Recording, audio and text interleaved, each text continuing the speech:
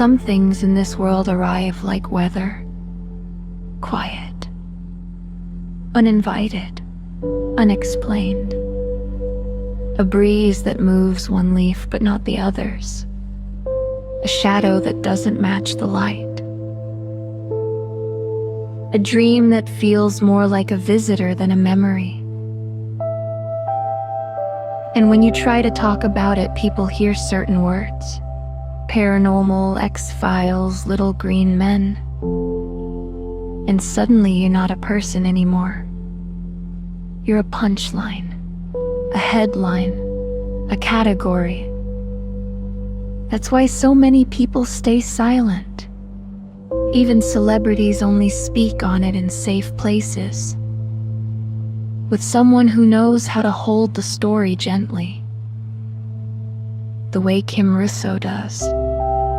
Like she's cupping a fragile bird in her hands. But everyday people don't get that luxury. When you're stocking shelves or ringing up groceries, and you say something strange happened to me, the world tilts its head and says, "Sure it did. Did you sleep enough? Did you take your meds? Are you okay?" And sometimes, you're more okay than they think.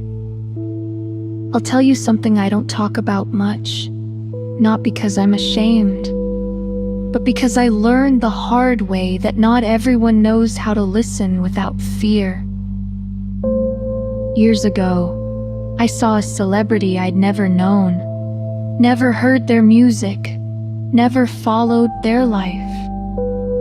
I grew up sheltered, so they were a stranger to me. But after that day, they began appearing in my dreams, not as a fantasy, not as a crush, but as a presence, a calm one, a comforting one. A voice that somehow knew what movie I watched, or what comment hurt my feelings, or what fruit I ate the night before. And there were times when they were sick in real life. I felt it in my own body, like a storm passing through me, before the news ever said a word.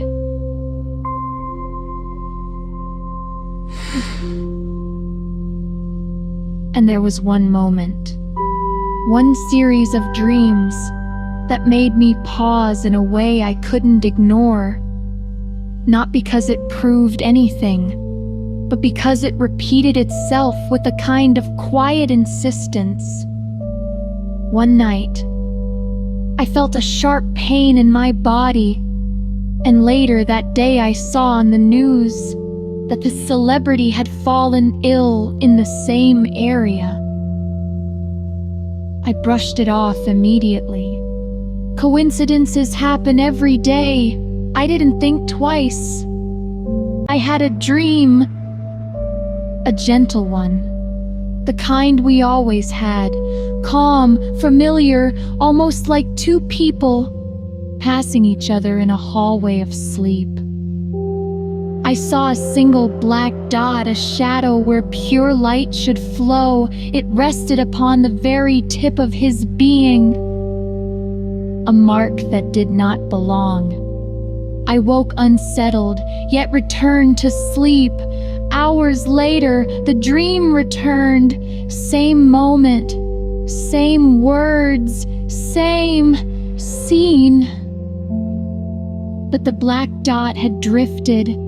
It rested now below the sacred horizon line, staining the seed of creation. I woke again and thought, okay, that is strange. But still, I held my peace. I slept a third time, and the night repeated, identical in every way, except the dark mark had vanished from that hidden wellspring. It had climbed all the way to his face, and the scepter of his spirit burned red and inflamed. A sudden warning light in a place that had always been calm. That was the moment I said, "All right, something is trying to get my attention." Not destiny, not romance, not fantasy, just something.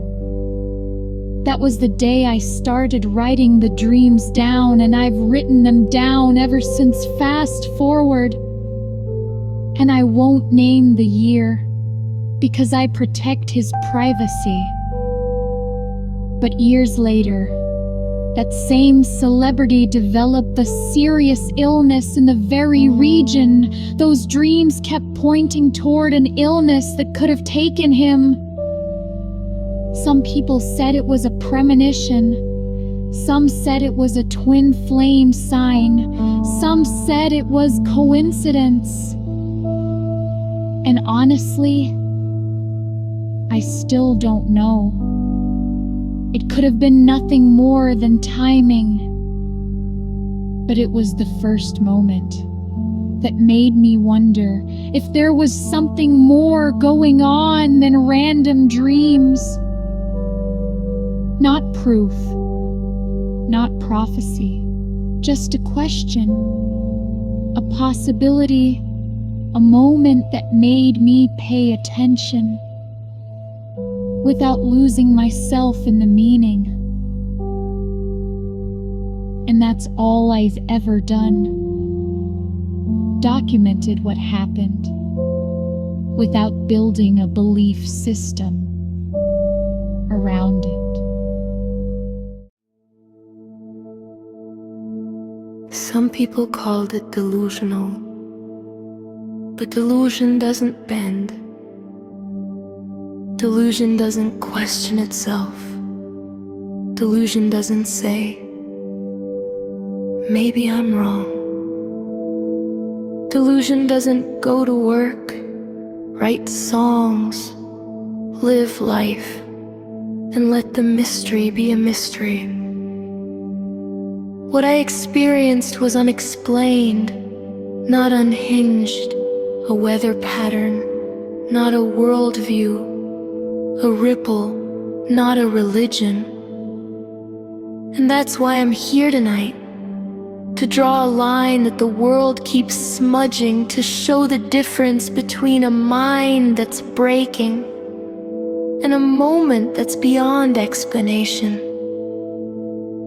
This is not a song about judgment.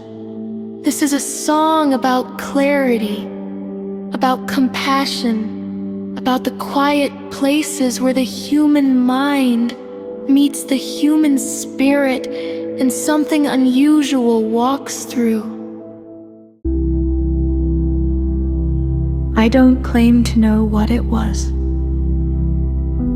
I don't claim to know why it happened. I don't build a belief system around it. And I don't call it a delusion.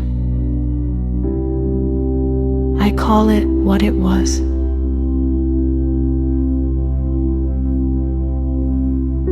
Unexplained, a chapter of my life that I remember clearly, but do not live inside of. Some things arrive without answers. Some things leave without closure. And some things simply happen, and we carry the memory, not the meaning.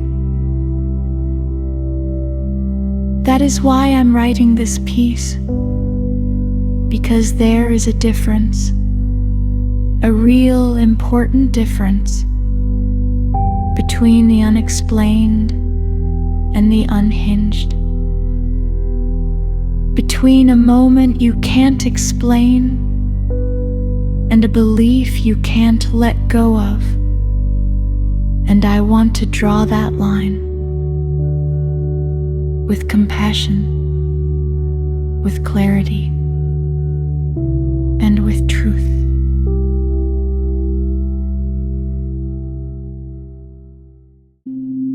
In my experience, I saw things, I heard things, I documented them. I did not chase anyone. I did not decide every coincidence was a secret message. I did not blur the line between 3D and 5D. I questioned everything. I tried to stop it. I did a ritual, thinking I could close the veil portal or cut the invisible ethereal cord that runs between twin flames so I could get my life back into balance. I learned in a true twin flame connection, the cord itself can never be cut. That bond is permanent. And I cannot permanently close the veil portal. What I actually did was create strong energetic boundaries to protect my inner balance. Because the intensity of my twin flame's energy was overwhelming.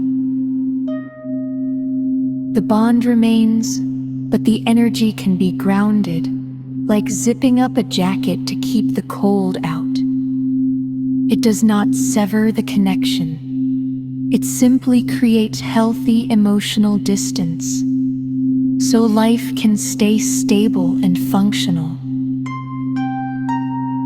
That is the point of me sharing this. The concept of twin flames is a real phenomenon. But when someone has a delusional mindset, they blur the lines between imagination and reality, between intuition and obsession, between spiritual connection and fixation. Some people experience something unusual and respond with questions, boundaries, and documentation. Others experience a feeling and build an entire fantasy around it. My story is here to show that there are lines, healthy lines, and that's how we respond to the unexplained, is what separates grounded experience from delusion.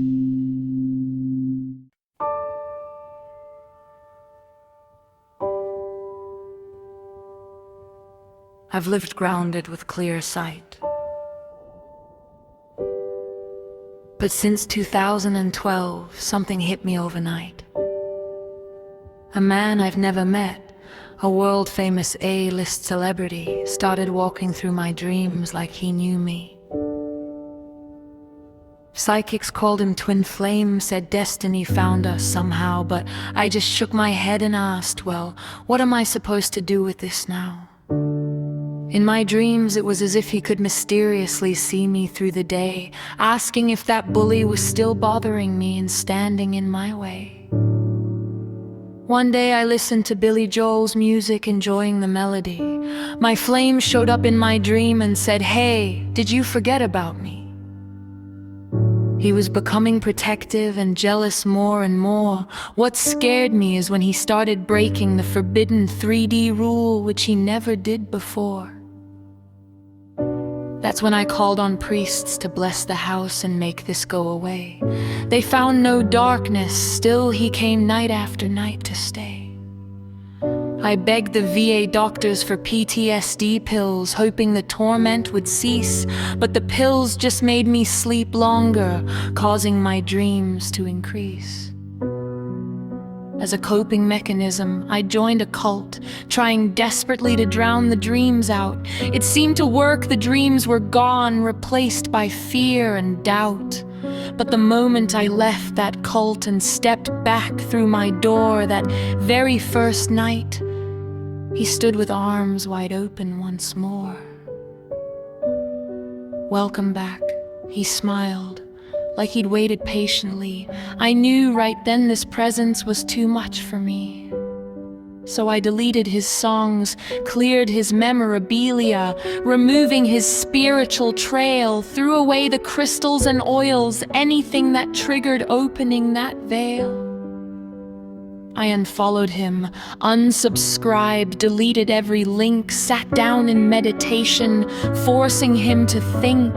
If this is real, then hear me. Stay where you belong. I need my life back. I am done. Your energy's too strong. He must have felt my boundary, because that very night he came, pulling me into a dream where it was different, not quite the same.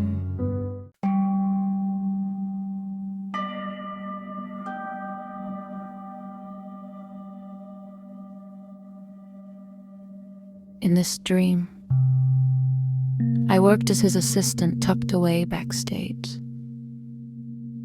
He looked like 1982, proudly displaying his raw, natural crown, unlike his current age, surrounded by his yes-men, regular in uniform. He paced, stressed and angry, like a sudden violent storm. The backstage room color was built of heavy burgundy and gold, with massive gilded pillars where his bitter rage unrolled. Wrapped in a royal costume of the same dramatic shade, he snatched the giant hat off as his patience started to fade, while a flock of useless sycophants just stood and watched him fly, doing absolutely nothing but continuing to comply. As I calmly watching him unravel, raging from within, I instinctively knew how to soothe my divine masterlin. I walked up, gently placed 2 fingers on each temple with care. He closed his eyes, head tilted back, and melted like butter there.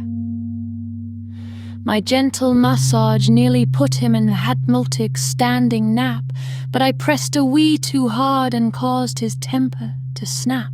What are you doing?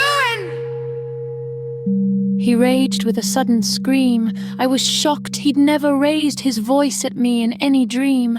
I apologized and led him to the couch to calm him down. We sat across, nearly knee to knee, away from the crowd around. Wait, what is it that his frustrated eyes see? His gaze locks straight onto my solar plexus, draining me. I immediately told him, stop it, firm and crystal clear, reclaiming all my power without a single shred of fear. He immediately complied, snapped out, and looked me in the eyes. Then I woke right up beneath the morning skies. To me, he is a legendary, distant star, and that was the last dream I had of him so far. Let me speak to the room, let me clear out the space, so there is no mistake about the look on his face. This wasn't of the flesh, no, dismiss what you assume. There was no inappropriate shadow casting over that room. See, I had built a wall, I had spoken to the veil, I cut the digital tracks, I locked down the trail. And when you close the door on a flame that burns deep, the energy scrambles for a way back into your sleep. His eyes didn't drop from a place of disgrace. They locked onto the center, the energetic base, the solar plexus, the chakra of power and of will, the exact spiritual anchor where 2 twin souls stand still.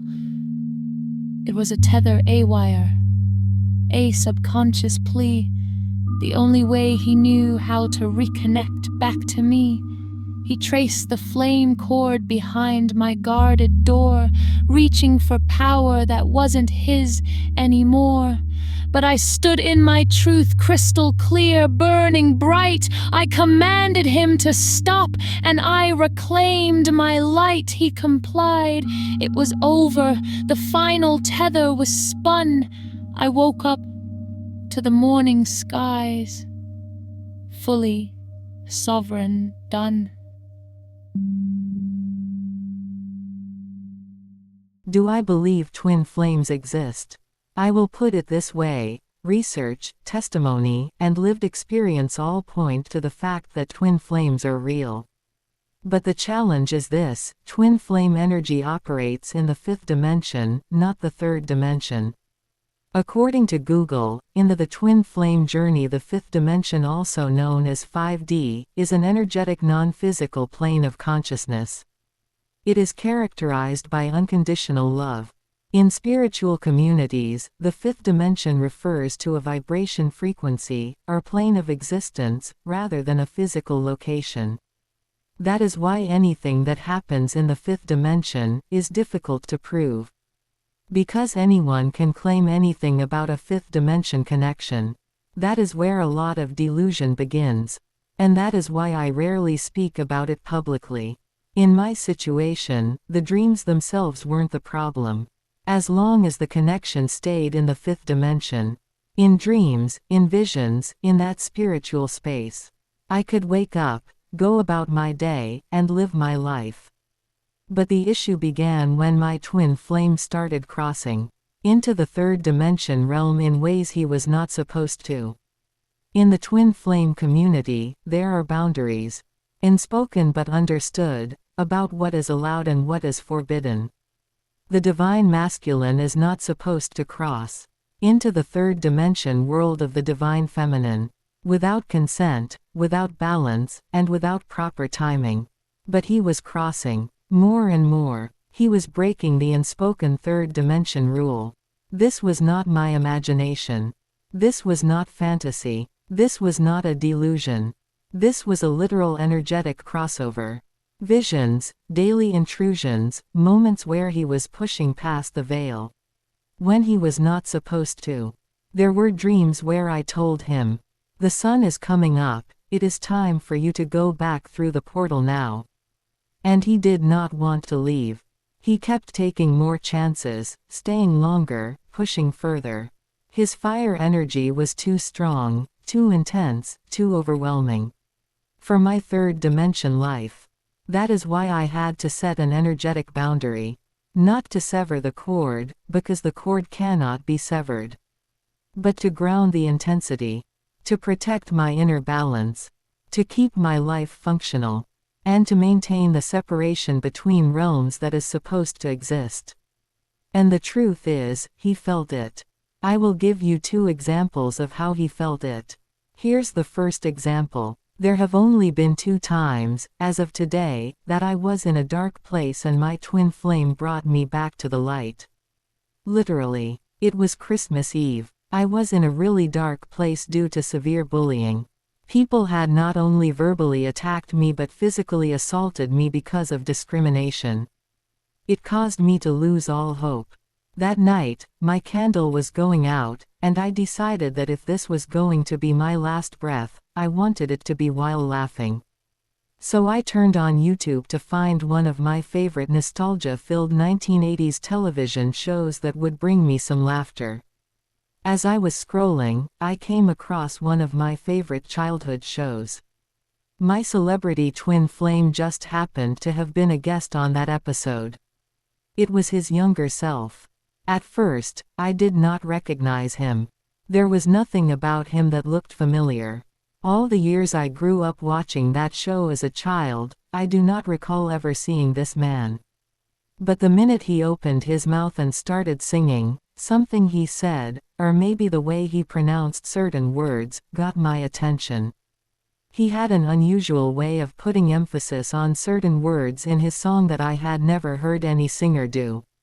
I went to the video comments or description to find out who he was. At the time I was in such a dark place that I do not recall if his name was mentioned at the beginning of the episode, so I checked the comment section. When I saw his name, I thought to myself, who is this? I had no clue who he was. I had never heard of him. So I went to Google and found out he was a very famous singer. I thought to myself, I wonder what he sings. I went back to YouTube, typed in his name, and found all his songs. But there was one particular concert he did in the 1980s that caught my eye. That is when my subconscious must have recognized him. He was singing at a concert. I found his voice amazing and it held my attention for a moment. But then something else happened. As I was looking at this stranger, my mouth opened and I said out loud, I know him. I know him. I do not know why my mouth said that, because it was the first time I had ever seen him in my life. I had never been exposed to him growing up. I had never heard his name. I lived in a very religious bubble. I did not even know anything about secular music. I had never heard of the Beatles, Freddie Mercury, or my twin flame. I was so sheltered. But strangely, my mouth opened and said, "I know him," almost like a subconscious awakening. It was sudden. I looked up his name and his current photos, and I did not recognize how he looks today. He is not familiar to me in the present. But who he looked like in the 1980s up until the early 90s, my subconscious recognized him. And that is when all the mysterious paranormal things began. I started smelling cigars when no one was home. Someone was calling my name. I went to the door and no one was there. I started seeing colors out of the corner of my eye, round shapes of blue, purple, and burgundy. I started seeing little sparkly things out of the corner of my eye.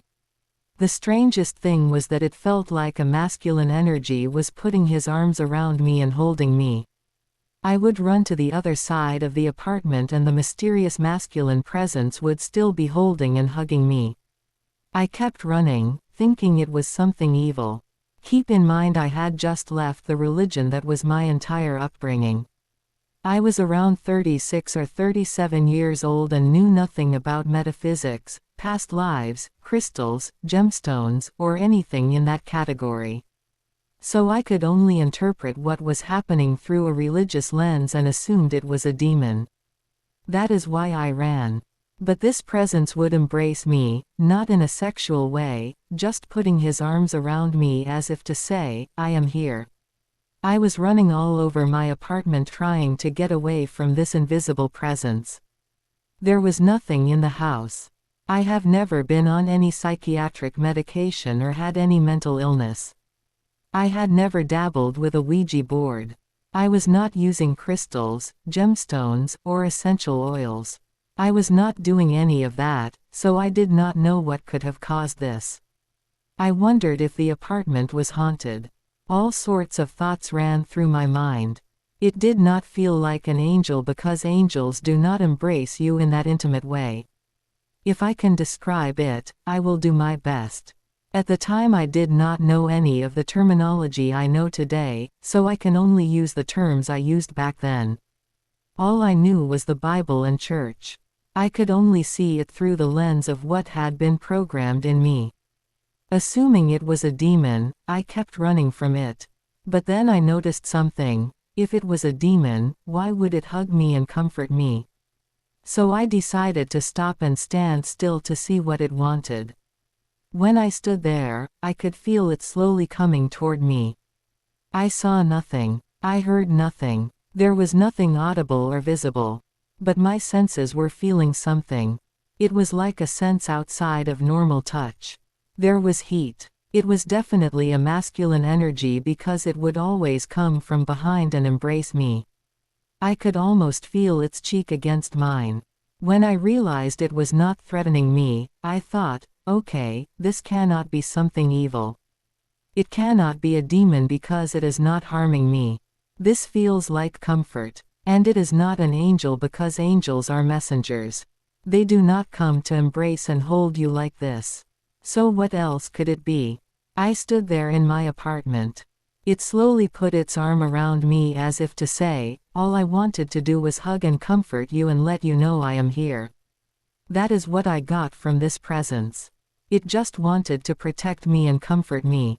Then, all of a sudden, it vanished. I did not physically see it. I just felt it. The best way I can describe it is like the feeling when electricity is nearby and the hairs on your arms stand up, like in science class when everyone holds hands around the static ball. Or like the charged feeling in the air right before a thunderstorm. It was a heavy feeling, but with arms wrapped around me. I could not see it, but I could feel it. Again, I was vegan, drinking only water, had never done drugs, and had never been on any medication. So there was nothing that could have triggered this. I kept rewinding in my mind, trying to figure out what I had eaten or done differently. I had a perfect diet. I did not understand why this was happening. But it physically felt like a male presence had held and embraced me to let me know it was there. After that happened, I realized this was not the first time. This mysterious male presence, my twin flame, would repeatedly come and comfort me from time to time. Whether I was brushing my teeth, on the computer, or lying down watching a movie, he would come, comfort me, and slowly vanish. It got to the point where I got used to it. He did this for 3 weeks straight. This happened at the same time the dreams were triggered. It was like a spiritual awakening. That light in me came back on and hope returned. I carried on with my life, and that spark became my drive to start writing music and playing instruments again. That was the first time the twin flame cord vibrated strongly enough that he felt it and swooped in to help his divine feminine. The dreams started on February 3, 2012, and they've been happening ever since. They were progressive. My twin flame started out looking like he did in the 70s, courting me in the dreams. Then the dreams progressed, we were engaged and he looked like he did in the 80s. Later, we were married in a loving relationship and he looked like he did in the early 1990s. Every dream was loving and peaceful. The only time he looked like the current celebrity he is today was when I appeared in the dream as just a fan at his concert. That was the only time he looked 25 years older than me. There were a couple of other exceptions which I will mention later. The first time these dreams started, I told myself it was just a coincidence because I had been listening to him on YouTube and thought he was a good singer. I did not even know who he was or how famous he was at the time. 3 weeks later, the dreams kept coming, and I realized something unusual was happening. There was a pattern. I started writing the dreams down and have been documenting them ever since. It is currently June 2026. Ever since I set those energetic boundaries with him a couple of months ago, he has respected my request to slow down and has not entered the veil, the portal where he used to come through. This is the first real break he has given me since 2012. I've finally been able to recharge my energy and focus on my own life. But up until that point, the experiences continued without interruption. For those who have never experienced anything like this, let me explain why I needed to set boundaries. In the dream realm, not in the physical world, but in that fifth dimension dream space, my twin flame and I interacted in a very loving relationship. He was consistently affectionate, consistently present, and consistently close. The best way I can describe it is this: energetically, it felt like being on a fifth dimension honeymoon since 2012. The intensity, the warmth, and the way his energy wrapped around me every single night. When I woke up, the connection did not disappear instantly. If he kissed my cheek in the dream, that exact spot would tingle for minutes. If he held my hand would vibrate when I woke up. The energy was that strong.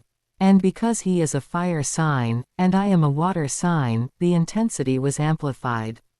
His energy burned hot, and mine absorbed everything. Over time, that constant energetic closeness drained me. I would wake up exhausted, like my spirit had been running a marathon all night.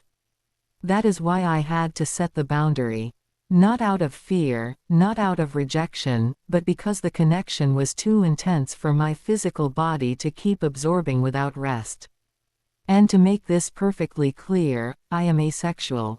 So everything that happened in the fifth dimension dream realm felt like a first experience for me. In that space, he showed up with the kind of closeness and intensity that twin flame stories often describe. In the dreams, he was my first kiss and my first experience of that level of intimacy.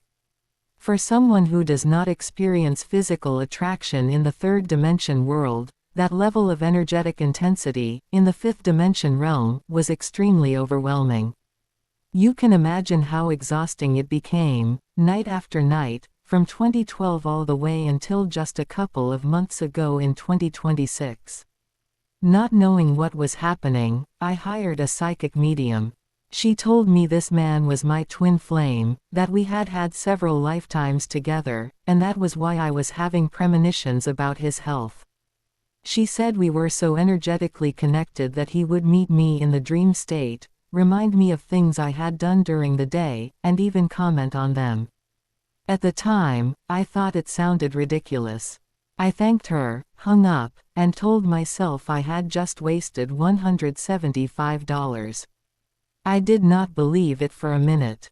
I had never even heard of twin flames or past lives. But the dreams would not stop. They kept getting more intense. He would say things like, "Hey, is that person still bullying you? How did your interview go?" I would wake up thinking maybe the psychic was right. About 7 or 8 months ago, I decided to pay top dollar for 2 renowned celebrity psychics. Both of them, on recorded calls they provided me, confirmed he is my twin flame and said we are actually going to meet in 2026.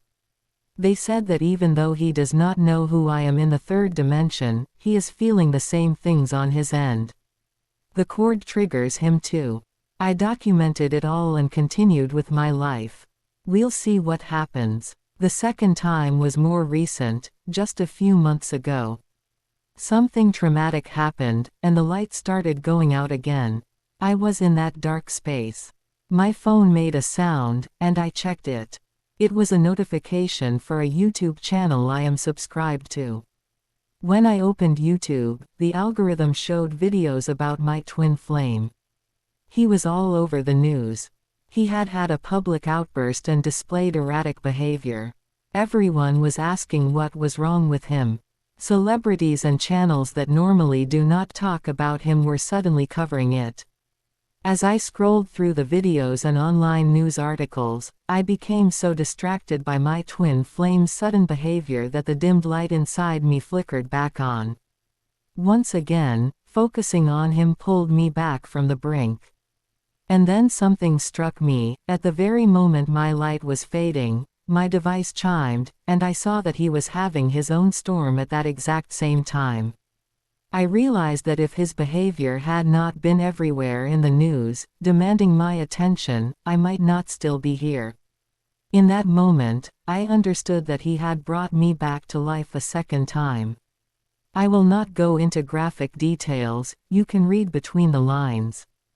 As I learned more about twin flames, I discovered that when the veil thins and the cord hums, both times it was a matter of life or death. He appeared everywhere, across platforms that rarely speak his name, and everyone kept asking the same question: what is happening to him? Here are my thoughts about all of this. I did not interpret it romantically. I did not call it destiny. I did not say it meant anything specific. I simply noticed the timing, because it was identical both times. Something involving him appeared at the exact moment I was slipping into darkness. I documented it because the coincidence was too precise to ignore. After that, the dreams kept coming, but I was ready to return to my real third dimension life. I did not want this anymore, not because I was afraid, but because I live in reality. When I dream about anything, whether it's a puppy or a stranger, I wake up and say, that did not happen. That does not exist outside of the dream state. That is how my mind works. So even when the dreams were detailed and he asked about my day, or when premonitions later lined up with events in his life, I still told myself it could all be coincidence. But the coincidences kept stacking. The timing kept aligning. The dreams kept progressing, and the premonitions kept happening. It was all so strange that I eventually reached a point where I did not want any part of it anymore. Not because I was scared, but because I live in reality. To me, fifth dimension feels like a fantasy world. I believe twin flames exist because there is too much evidence to dismiss the concept entirely, but whether it's truly happening to me, I would say I am about 80% convinced. It could all still be coincidence. And that is why it's easy for me to detach. I set boundaries. I cleared out the crystals, the oils, and the memorabilia. After doing a deep meditation, I told my twin flame, telepathically, that I did not want this connection crossing into my third dimension because his energy is too strong. To my surprise, the intense experiences stopped, at least for now. I do believe he heard me, because the very last dream I had after making that request was the one where he came backstage and I was his assistant. The entire backstage area was burgundy and gold, and he was angry and erratic. I walked over, and placed my fingers on his temples to try to calm him. It worked, but when I accidentally pressed a little too hard, he snapped at me and yelled, "What are you doing?" I led him to the couch to once again try to calm him down. As I was sitting down, his eyes had a constant gaze toward my solar plexus. As I mentioned earlier, that gaze was not of the flesh, it was the divine masculine trying to locate the cord and reconnect to it again. That is all it meant. Nothing inappropriate. When I told him to stop, he stopped instantly and looked directly into my eyes, and I woke up. That was the final dream. It's been several months now, so he must have heard me, but he clearly did not take it well. Now I am simply documenting and carrying on with my life. If the psychic's predictions come true, then I will see what happens. If not, life goes on, because that is where I live, in reality. Desperate to get answers, I connected with two renowned psychic mediums recently. I explained to the psychic how all of this began, the dreams, the visits, the way the 5D current sometimes feels as if it merges with my 3D self. I explained the most recent moment, when I was in a dark place, and at that same time he had an unexpected public outburst that pulled my attention away from the spiral. Every news outlet was covering it. They all repeated the same coded phrase he kept saying, "My vessel is waiting."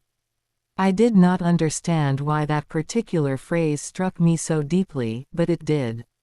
I found myself researching every article and every clip, trying to make sense of it. The distraction was so complete that the light in me slowly returned. All I kept asking myself was, what is going on with him? Why that phrase? Why the urgency? Why speak as if something important was on the line? What is this vessel he keeps referring to? Because I respect his privacy, I am careful with my wording. I speak in symbols and coded language that only individuals familiar with twin flame frameworks would recognize. Anyone outside of that world would simply see metaphor. However, even with the coded phrasing, I could not ignore how unusual his behavior was. He is a seasoned public figure. He knows schedules shift, he knows events run late, and he knows the world waits for him. Yet this moment felt different, even for him. It was erratic in a way that did not match his usual patterns, and that is what confused me most.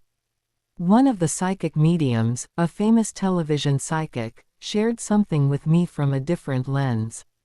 From their twin flame perspective, my twin flame was not reacting to the world. He was not unraveling for the cameras. He was not calling out to the physical room around him. He was calling out to the cord. He was calling out to the connection. He was calling out to me. He felt the drop. He felt the spiral. He felt the danger. He felt the collapse of the feminine. And he responded in the only way the masculine can when the veil is thin and the cord is burning. He called from the vessel. The world heard chaos. Twin flames heard a summoning. And in the middle of that disturbance, there was one phrase, not understood by the world, not logical to the physical mind, but unmistakable to anyone who has ever felt the pull.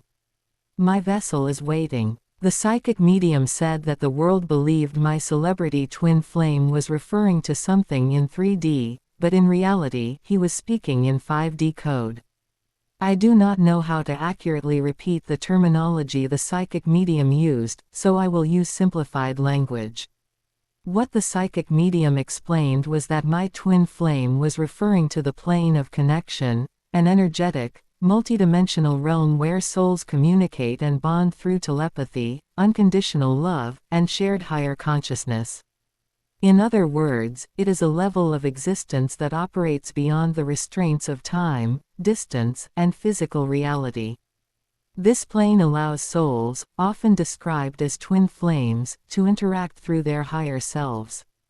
It functions as a space of spiritual unity where beings understand one another without the emotional weight or judgment typically found in the 3D physical world.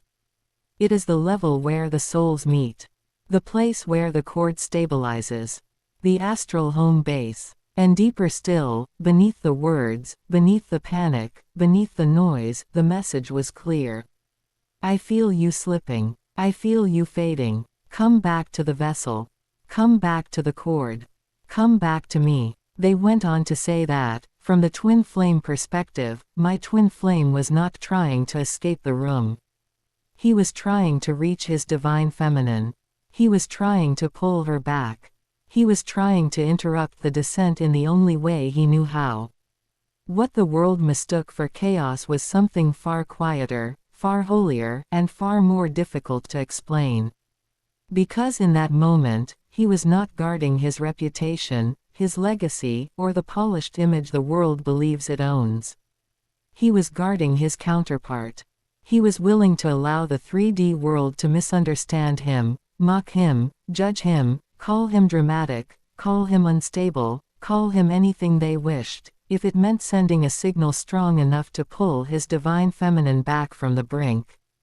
He did not care how he appeared. He did not care what they whispered. He did not care what headlines were written. Because when the divine masculine feels the divine feminine slipping, the soul does not negotiate with dignity. It reaches. It calls. It risks humiliation in the physical in order to protect what is sacred in the astral. And while the world saw a man unraveling, the feminine heard the truth beneath the noise. My vessel is waiting, come back to the place where I can hold you. After they told me this, I filed the recorded conversation. I documented everything. I thought to myself that they could be correct, or it could be a coincidence. After all, who he is in 5D and who he is in 3D are complete opposites, completely different personalities. He is known in 3D to have anger issues, so why would this particular moment feel out of the ordinary? It was that one simple phrase, my vessel is waiting. That is what made it feel unusual. At least those were my thoughts. Am I convinced by what the psychic said? I will put it this way. If their predictions come to pass, then I will be convinced. I do not take every synchronicity or coincidence as fact. I document it because that is what people do when they experience paranormal, X-Files type unexplained events. They document them, and that is what I am doing. I cannot explain it. I hear what the psychics are saying, but all I keep thinking is, what am I supposed to do with this? I simply document it and continue with my 3D life. It is interesting, however, that both times I was in a dark place, there he was, someone I am not even truly a fan of. He is a great musician and singer, but I am not someone who listens to his music all day. I prefer opera, classical music, meditative sounds, and healing tribal tones. I did not even have an interest in listening to him. I only listened because of how he entered my life, and I thought, this is nice, but my genre is opera and classical, Mozart, Beethoven, Bach, Chopin, and others. So why do he and I keep crossing paths? Why does he keep appearing in my dreams if I am not thinking about him? I am not technically a fan. I am not following him. I do not know what is going on in his life unless he appears in the news while I am scrolling. I may read a few articles, but I do not know much about his personal life. So why does he keep appearing in my dreams if I am not a fan? I am a huge fan of Chopin, and I have never had a dream about him. I am a huge fan of several opera singers, and I listen to their music constantly, yet I have never dreamed of them. It is a curiosity I cannot explain. I simply document it and continue. I documented what they told me, and life goes on. This is my unexplained experience. Because his energy was so intense in the way he entered my dreams, it began affecting my life in 3D. I will explain it in simple terms so the meaning is clear when I say the connection was crossing into my waking reality. Here is what I mean. I am not thinking about him. I am not in love with him. He is not constantly on my mind. However, he has a way of coming through when he is trying to get my attention, and it interfered with my daily life. For example, when he attempts to come through the portal, another term for the veil or the 5D connection, certain signs begin to appear. It is almost as if he is knocking on the door. Instead of waiting for the usual dream time at night, he began coming through during the daytime. First, it arrives as his scent. There are times when I begin to smell him very strongly, as if he is right here beside my cheek. His presence appears, the same invisible masculine energy that places its arms around me. It is almost like a vision or a manifestation. If I close my eyes when it happens, he is there. It interferes with my daily life. When the dream is supposed to end and he is supposed to leave, sometimes he leaves signatures. The last place he touched me, my arm, cheek, or waist will still be vibrating or tingling several minutes when I wake up. It feels as if my feet are straddling the line between the dream state and physical reality.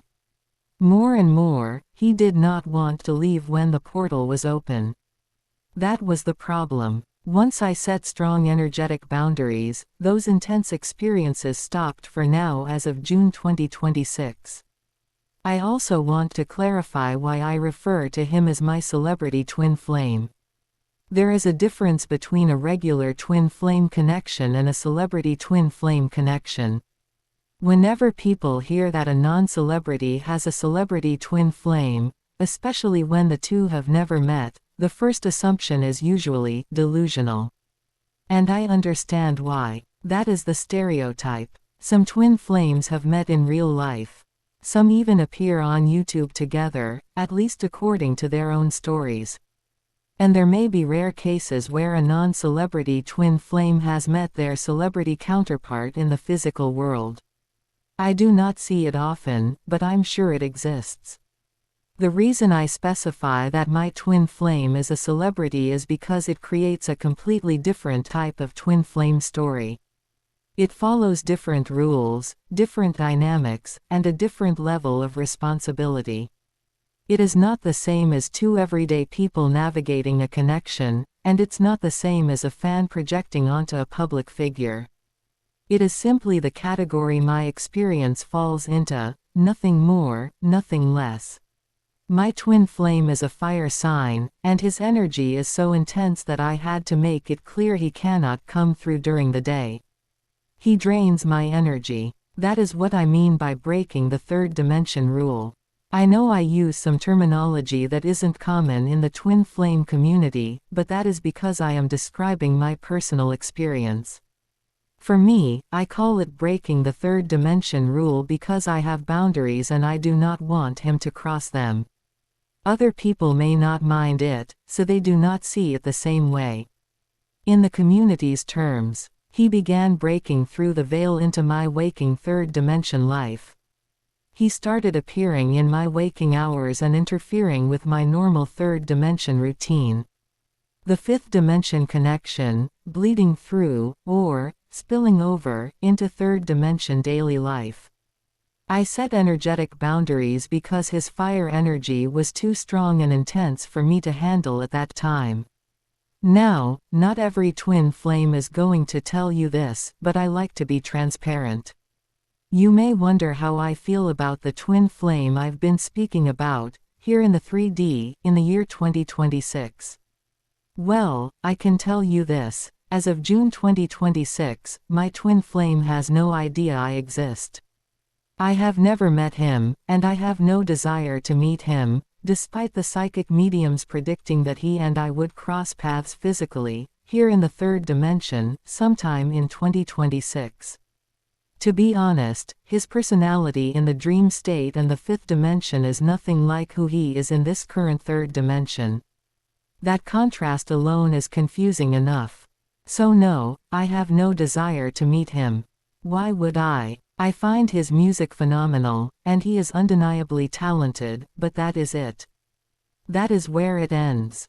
If any unusual dreams come through, or if any of the psychic predictions ever do unfold, I will make another video to follow this one.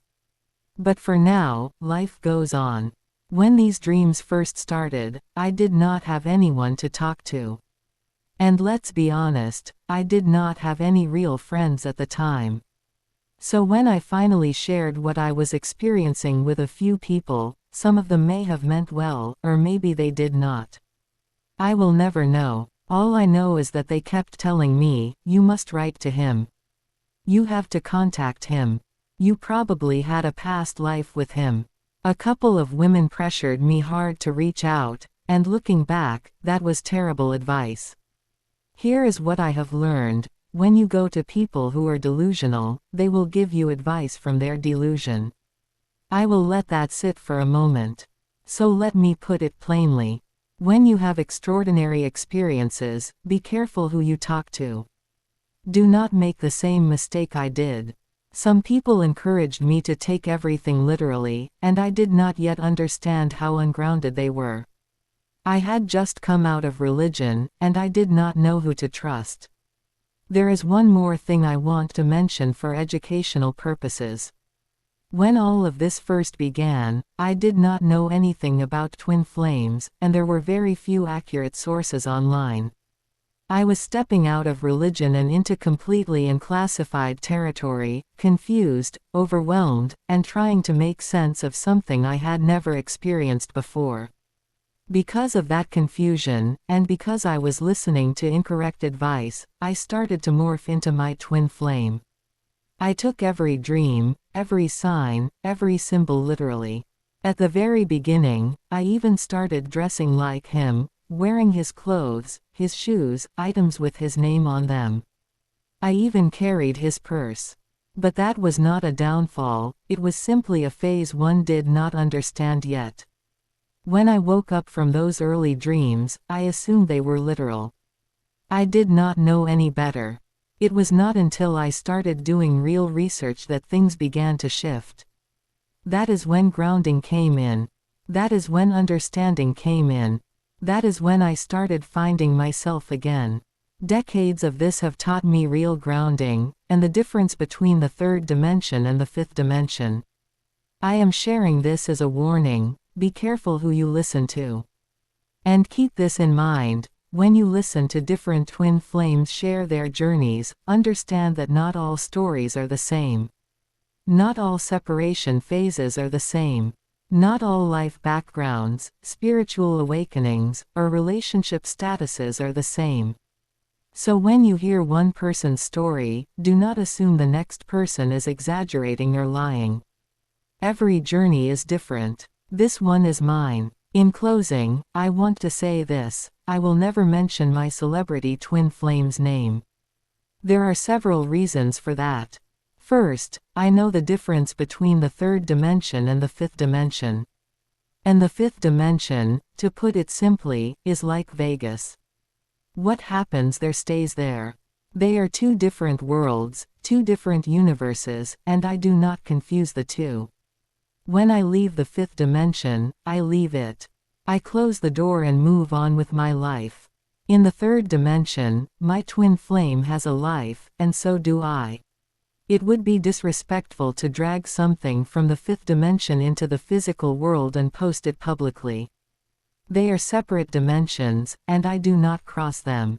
Second, I want to protect his privacy. I would never want newspapers or journalists picking up this story and twisting it into something harmful. Many people find the twin flame concept delusional, and mentioning his name could put him in a bad light. I have no problem with people thinking whatever they want about me. I am not in the mainstream, I am not a celebrity. But he is. And bringing his name into this could create unwanted attention for him and his family. Third, there have been many scandalous, delusional individuals online who have turned the twin flame concept into a dangerous cult-like following. I would never want my twin flame associated with that, and I do not want to be associated with it either. I do not follow the twin flame community for that exact reason.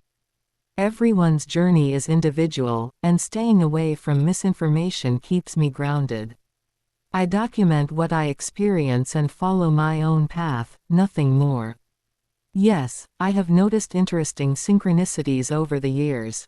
For example, many times after a dream about him, I would wake up and the clock would show his date of birth, or repeating numbers like 1, 1, 1, 1, or 3, 3, 3. And recently, he had an event that happened to fall on my birthday. But as far as I am concerned, that was a coincidence, nothing more. The repeating numbers are common in the twin flame community, and that is all I see them as. I document them, and life goes on. As far as I am concerned, I classify it as X-Files. I classify it as paranormal. It was an unexplained experience. I wrote it down, steadied myself, set my boundaries, and kept living my life. Life goes on. The end. When I went back and listened to my paranormal story, I realized that I had forgotten to include several details from the very beginning of the experience.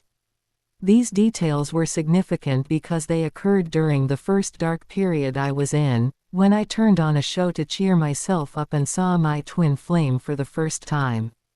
During that period, several unusual things happened at once. I smelled cigar smoke even though no one around me was smoking. I saw flashes of color, blues and purples, appearing at the edges of my vision. I heard my name spoken clearly, went to the door, and found no one there. I saw quick sparkles and small squiggly flashes in my peripheral vision, which I dismissed as my eyes playing tricks on me, the way people used to say in the past. In addition to these experiences, light bulbs began to explode when I walked under them. At first, I assumed it was a coincidence. Light bulbs do burn out. However, this was happening 2 or 3 times a day, every other day. I would walk past a lamp and it would burst. I would enter the bathroom and the bulb would pop. I would walk into the living room and another bulb would go out. I was buying boxes of light bulbs constantly. All of this occurred during the first 3 weeks of the unexplained activity. At the same time, the dreams were draining so much energy from me that my sleep cycle reversed. I became exhausted upon waking, as if I had run several miles. My body began sleeping during the day because the nights were so energetically intense. It felt as if my brain had switched to a third shift schedule simply to recover from the depletion. Another strange detail was the sudden shift in my dominant hand. I had always been right-handed since childhood. However, during this period, my left hand became my dominant hand without any conscious effort. I began writing with my left hand naturally, as if I had always done so. I researched this extensively and found no explanation that connected it to the other events. When I asked a medical doctor, he suggested that I may have originally been left-handed as a child and had been trained to use my right hand. That explanation made grounding sense, so I accepted it until proven otherwise. The other phenomena eventually stopped. The light bulbs no longer explode. I no longer smell cigar smoke unless someone nearby is smoking herbs. The sparkles and flashes faded. The audible calling of my name stopped. These events lasted for approximately 3 weeks, the same period when I felt the invisible masculine presence holding me.